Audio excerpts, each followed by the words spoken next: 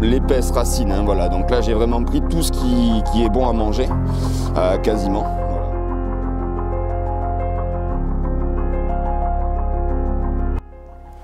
Bonjour Alexandre. Bonjour Elisabeth. Alors la dernière fois, nous avions découvert toutes les variétés de champignons en forêt de Biganos. Et aujourd'hui, on est à Arès. Ouais. Et on va découvrir finalement que la nature est un potager naturel. Ben c'est ça, en fait tout ce qu'on a dans le potager chez nous sort de la nature à la base. Donc on va y retrouver les ancêtres sauvages de ce qu'on mange assez souvent au quotidien. Bon, on y va? Allez, quand tu veux. C'est parti, on va aller par là.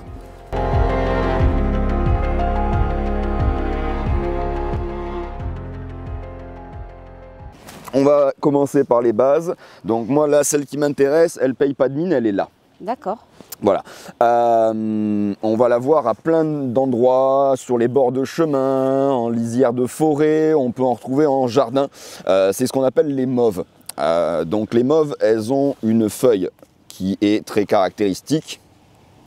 Voilà. Comme leur nom l'indique, elles font des fleurs mauves à 5 pétales. Et ce qui est intéressant avec ces plantes, c'est que tout est comestible dans la plante. Donc en ce moment, il n'y a que les feuilles. Oui. Voilà, hein. Mais les fleurs mauves, les pétales peuvent être mis dans les salades par exemple, et les fruits après, hein, ça fait des petits fruits ronds qui ressemblent à des mini camemberts, et quand ils sont encore légèrement verts, c'est très très bon dans les salades, ça a un léger goût de noisette. Voilà. L'intérêt des mauves, c'est légèrement amer. Quasiment toutes les plantes sauvages, va falloir tolérer une légère amertume. Hein. Oui. C'est bien pour ça qu'elles ont été sélectionnées pour finir dans nos potagers. Mais l'intérêt, c'est que ça a du mucilage, ce qu'on appelle. Alors le mucilage, c'est quelque chose qui est un petit peu pâteux, c'est un liant, hein, voilà. Donc ça a des voies médicinales, mais nous, l'intérêt, c'est de mettre quelques feuilles de ça dans une sauce. Ça va lier la sauce, ça va l'agréger, ça va éviter qu'elle soit trop liquide et ça va lui donner un petit coup sauvage. Voilà. Donc toujours pareil avec les plantes sont ramassées au sol. Donc en général, moi j'utilise le couteau, on peut utiliser les ciseaux, le sécateur, les mains, voilà. On les consomme pas sur place, on les lave en rentrant. Parce qu'il y a les animaux qui peuvent uriner dessus, etc. De manière générale, on lave quand même ces légumes avant de les consommer. Et on va essayer de prélever en général les feuilles les plus fraîches. Voilà, donc vraiment les feuilles qui sont à l'intérieur ici. Voilà. Et là, ça, moi, je vais pas le manger vraiment, je vais m'en servir de liant. Donc, j'ai pas besoin de non plus en prendre une quantité énorme. Ça se mange que frais, ça se conserve donc pas. Ça va servir pour la sauce. Voilà, exactement. Ça va me permettre de faire une sauce, par exemple un pesto. Oui. Hein, voilà, un pesto de mauve. Voilà, hein, tout simplement. Donc, je prends vraiment que quelques feuilles parce qu'il y aura d'autres plantes qui iront dans mon pesto, et ça c'est vraiment uniquement pour lui donner une texture, une belle texture. Voilà. De temps en temps on peut avoir besoin d'une pelle, puisque chez les plantes en gros on va avoir les racines qui peuvent être intéressantes, les tiges, les feuilles, les fleurs, les fruits. Voilà. En fonction des saisons, certaines plantes, on va pouvoir les ramasser à toutes les saisons, une partie différente. D'autres, il n'y a qu'une saison précise. Là, la mauve, c'est pareil, c'est toute l'année, c'est périn. Donc, on peut la ramasser à n'importe quel moment. Et en ce moment, il n'y a que les feuilles. Mais dès le printemps et tout l'été, on aura les fleurs et les fruits. Voilà. Il y en a qui ont des petits points ronds. C'est du parasite. Voilà, donc j'élimine, voilà, c'est une petite gale, hein, en l'occurrence, voilà, on voit, hein, c'est un insecte qui a pondu en fait dans la plante. Voilà, hein, donc chaque petite boule, c'est un nid d'insecte avec, à l'heure actuelle, je pense, une larve ou un œuf. Voilà, hein, donc c'est pour ça que j'ai pris aussi les feuilles fraîches, parce que ça a été pondu à l'automne ou à l'été. Hein, donc dans les feuilles fraîches, normalement, il n'y en a pas, hein, de parasites. Voilà, c'est... on en mange un de temps en temps, hein, des petits trucs comme ça. D'accord.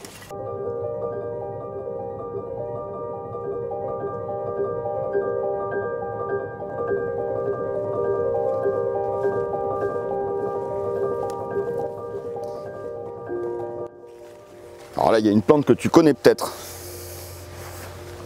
Celle-ci. Souvent, c'est confondu avec une autre. C'est confondu avec le hou? Ouais, exactement. Ouais. Ah. C'est ce qu'on appelle le faux hou, vulgairement. Donc, on va appeler littéralement ça le fragon. Alors, De prime abord comme ça, hein, le fragon, clairement, on n'a pas envie d'y goûter. Oui. Hein, alors déjà, à une première raison, hein, c'est que ça fait des fruits rouges exactement comme le hou, Oui. qui sont toxiques. Ce qui est intéressant avec cette plante, ce sont ses racines qui sont médicinales. On en retrouve dans des pommades, dans des crèmes, dans des comprimés, parce que en infusion, cette plante, les racines de cette plante, ça calme les douleurs articulaires, les jambes lourdes, voilà, tout ça, et ça lutte également contre les saignements. Donc pour ce qui est les règles douloureuses ou les hémorroïdes, c'est hyper indiqué. Alors, je déconseille aux gens la médicamentation quand ils ont des problèmes avec les plantes sauvages, parce que la problématique, c'est qu'on a un peu perdu l'utilisation de ces plantes, Oui. les dosages, et une plante sauvage, on ne sait pas quel dosage elle a, contrairement à une plante cultivée. Donc, si vous trouvez un intérêt dans les médicaments qui sont faits à base de fragons, voyez si vous pouvez après en retirer un bienfait en consommant un petit peu, mais vraiment un tout petit peu. Par contre, la plante se mange à une saison. Alors là, c'est un tout petit peu tôt, mais je voulais vraiment la montrer parce qu'elle est très commune. Oui. Mais en fait, au printemps, là, on est en janvier, donc Oui. il va falloir attendre encore un petit mois, hein, en février. Il y a des sortes de mini-asperges. En fait, les futures tiges très dures, très piquantes Oui. qui apparaissent là, elles sortent à cette époque-là, entre février et fin mars. Et vraiment, au début, ça ressemble à une toute petite asperge verte. D'accord. Ça, c'est délicieux. C'est absolument délicieux et ça a les mêmes propriétés en très léger que la plante en elle-même. D'accord. Le hou a un autre intérêt. Ça, c'est anecdotique, c'est historique. Dans le coin, le fragon, ça vient de notre utilisation locale. On appelait Oui. ça fragonner. Hein, voilà. Et en fait, on en coupait des tiges bien Oui. dures. On les rassemble pour en faire une boule. Et en fait, fragonner, c'est ramoner. Oui. Voilà, c'est ramoner les poêles, les cheminées avec ce truc hyper dur. On peut s'en servir pour récurer les casseroles quand ça a vraiment accroché aussi. Avec des gants par contre, hein, parce que ça pique à mort. D'accord. Voilà, donc une plante qui sert un peu à tout. Alors, je serais passée à côté sans faire attention, mais maintenant, je vais vérifier s'il y a la petite asperge qui pousse. Voilà, ouais. Dans quelques semaines, il y aura moyen. Là, tu vois, il y en a une qui est sortie il n'y a pas longtemps, mais elle est déjà ouverte. Il faut vraiment que ça ait encore la tête d'une asperge. Si ça a commencé à s'ouvrir, si ça ressemble plus vraiment à la tête d'asperge, à la pointe d'asperge, c'est plus bon. Et pareil, si vous vous amusez à le manger sans l'avoir fait bouillir, c'est très amer. D'accord. Voilà, il faut vraiment les préparer, les plantes sauvages, faut pas oublier. Voilà la nouvelle. Alors c'est le tout début de saison, mais là on est en plein dedans pour le coup. Donc ça c'est l'ajon.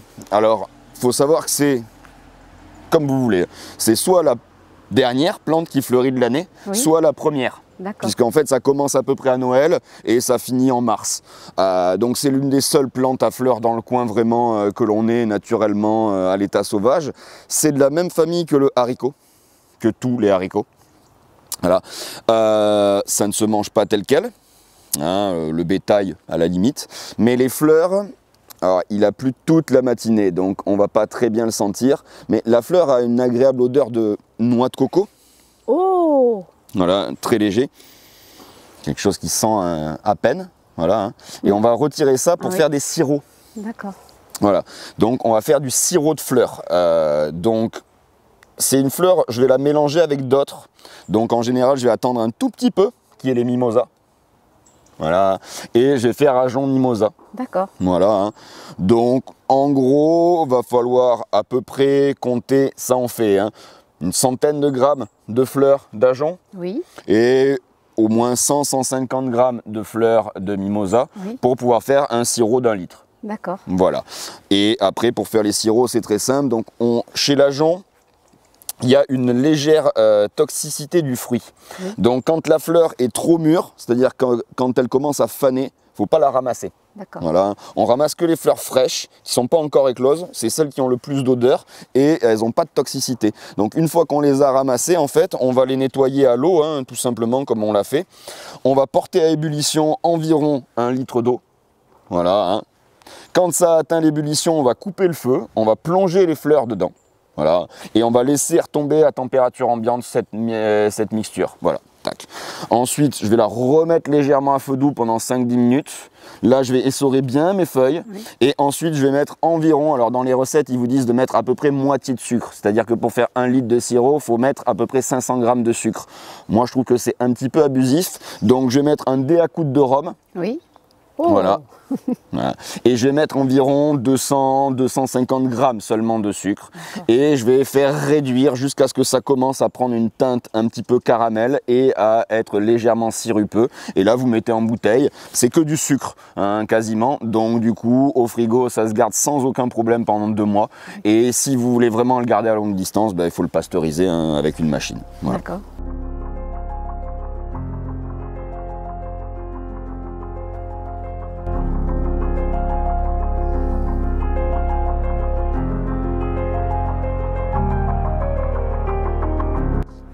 Du coup, Elisabeth, là on a une nouvelle plante comestible là, qui là est en plein dans la meilleure saison pour être ramassée. Hop. Par contre, qui est dans une saison où c'est un petit peu plus difficile de la trouver. Donc on est vraiment sur une plante qui a des feuilles très larges. Alors j'en coupe une, mais il ne faut pas la couper trop vite pour bien... voilà.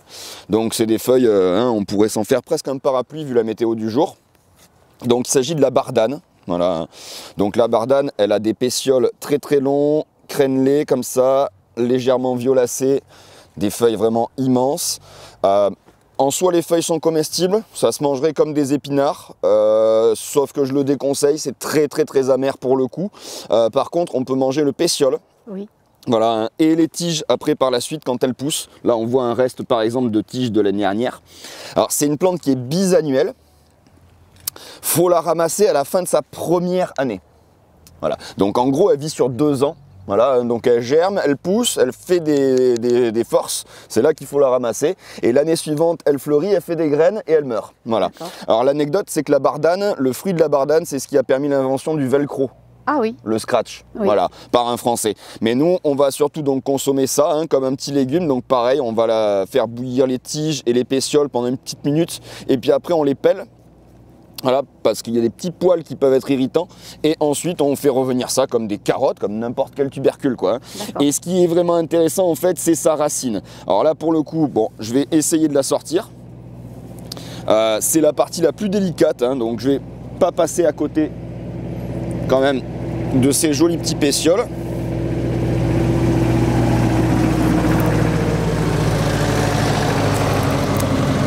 Hop, voilà. Pas passer à côté de celui-là non plus. Hop, tac. Hein. Hop. Tac, nickel. Et ensuite, je repère où est la racine. Donc c'est une racine qui est pivotante, donc normalement elle s'enfonce vraiment dans l'axe. Par contre, elle peut s'enfoncer super profond, donc d'où l'intérêt de la petite pelle. Et c'est là qu'est la chose. C'est est-ce qu'on va réussir à l'atteindre.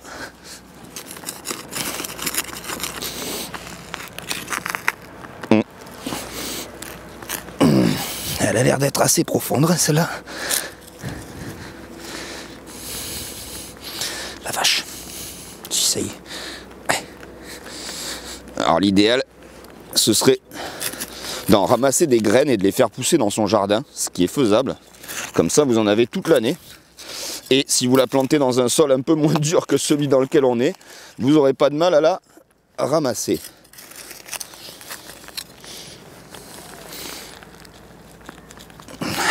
J'y suis presque.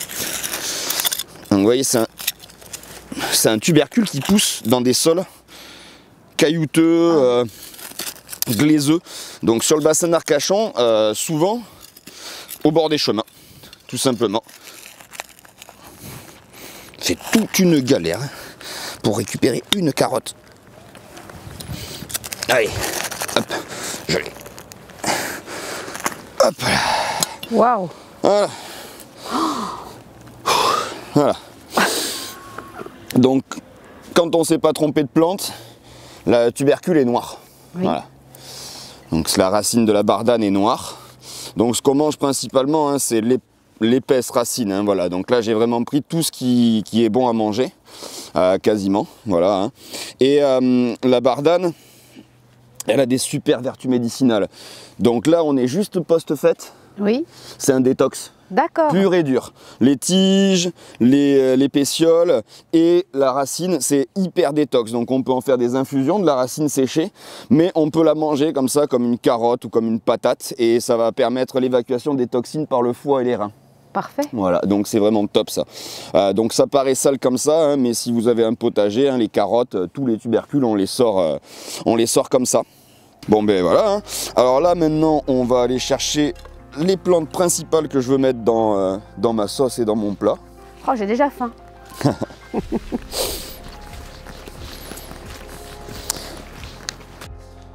Donc là, on voit bien les laisses de mer des grandes marées. Hop.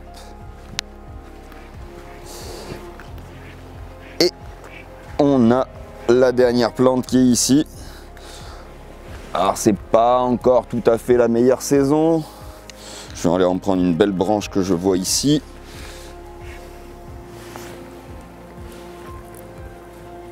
Allez. Voilà. Mais sinon, il y en a juste là également. Alors, l'avantage de cette plante, déjà, elle pousse dans les prés salés. Donc sous l'influence des marées, on la retrouve donc plutôt côté mer par rapport au tamaris. Hein. Voilà.